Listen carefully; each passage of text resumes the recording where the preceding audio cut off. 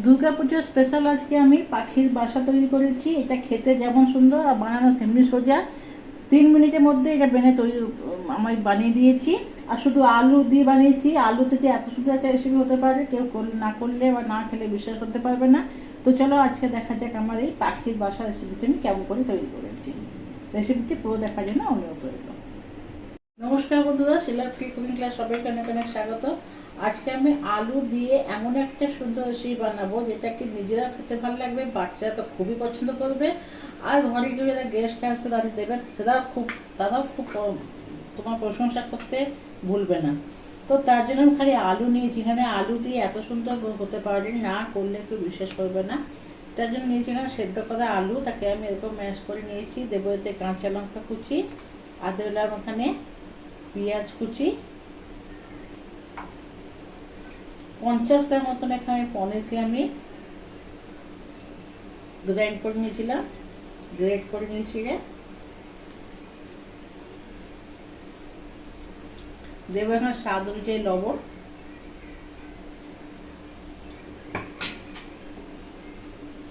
এর মধ্যে দেবো চাট মশলা। তোমরা চাইলে ধনে পাতা গুঁড়ো দিতে পারো, এতে আমার কাছে ধনে পাতা কুচি নেই, দিলাম না ওই জন্যে। দেবো এখানে জিরে গুঁড়ো। এরপর এগুলোকে ভালো করে মেখে নেব। এখানে আমি 50 গ্রাম মতন পনির গ্রেট করে নিয়েছি।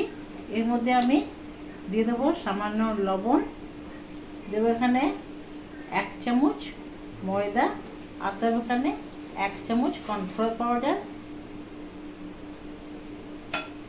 এখানে দিয়ে দেবো লঙ্কার গুঁড়ো। এরপর এটাকে ভালো করে মেখে নেব।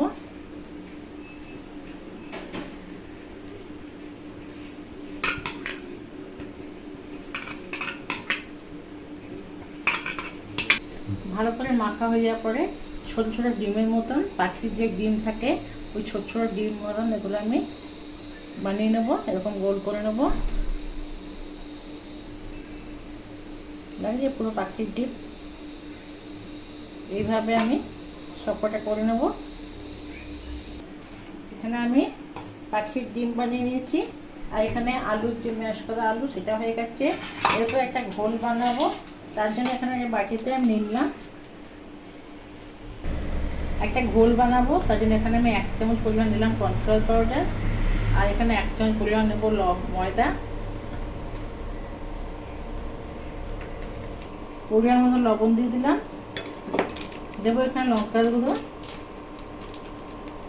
জিরের গুঁড়ো। এবার এখানে পাতলা একটা ঘোল বানিয়ে নেব।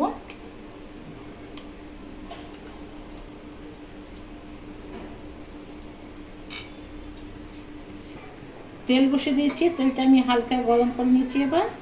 এরপর এই যে পনিরের ডিমগুলো করেছিলাম তা দিয়ে আমি হালকা করে ভেজে নেব।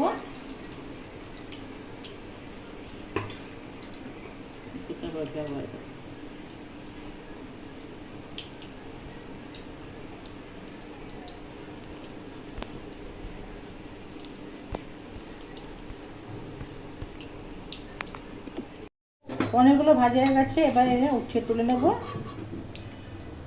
লাগিয়ে পুরো ডিমের মতন পাখি।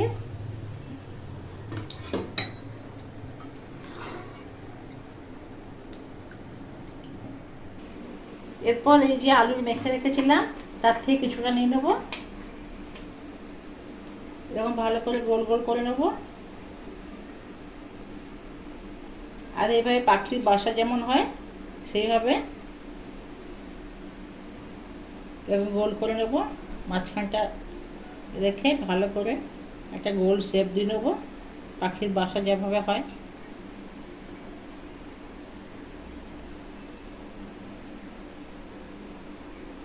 এভাবে করে নিলাম। এরপর এই যে পাতলা ঘোলটা বানিয়েছিলাম, এই যে ঘোলটা বানিয়েছি এর মধ্যে দেবো। আর তার আগে আমি এই যে সিমই নিয়ে নিয়েছি, সিমেকে অল্প একটু শুকনো খোলায় ভেজে নিয়েছিলাম। এরপর এটাকে আমি এর মধ্যে ডুবিয়ে দেবো।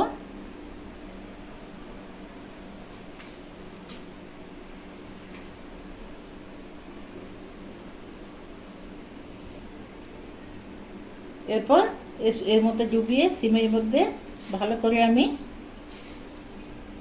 লাগিয়ে নেব চারিদিকটা।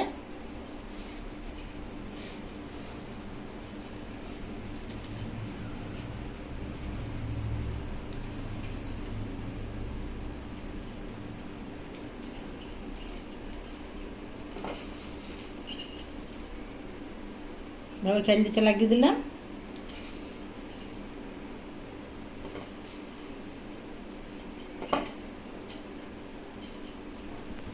লাগিয়ে নেওয়ার পরে এবার এটাকে আমি হালকা তেলে যে গরম রেখে বসিয়েছি পুরো হালকা তেলের মধ্যে এটাকে দিয়ে ভেজে নেব।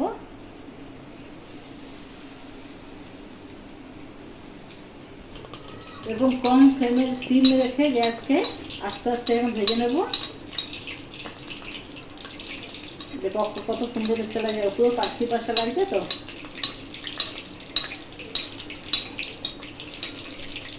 এক পাল্টা হয়ে গেলে এবার এটা আমি আস্তে করে উল্টিয়ে নেব।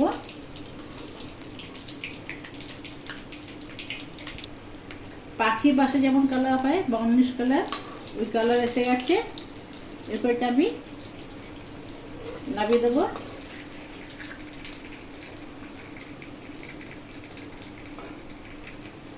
কত সুন্দর লাগে দেখো পাখি বাসাটা।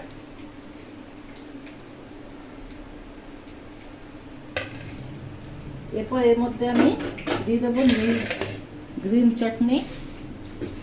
চাটনি বানিয়েছিলাম। এটা পুদিনা ধনে পাতার চাটনি দিয়ে দিলাম। দিয়ে দেবো এখানে লাল চাটনি আমি এখানে রেসিপি আগে থেকে দিয়ে রেখেছি। লাল চাটনিটাকে সস দিতে পারো।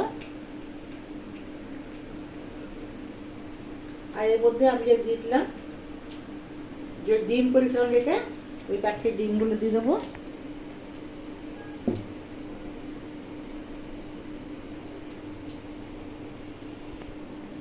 একটা ধনেপাতা দিয়ে সার্ভ করলাম। কেমন লাগলো রেসিপিটা অবশ্যই কমেন্ট করে জানাবে। ভালো লাগলে লাইক করে দেবে। আমার নিত্য নতুন রেসিপি আপডেট পাওয়ার জন্য চ্যানেলটিকে সাবস্ক্রাইব করে দেবে। ভালো থাকবে, সুস্থ থাকবে। কালকে আবার একটা রেসিপির সঙ্গে আসবো। ধন্যবাদ।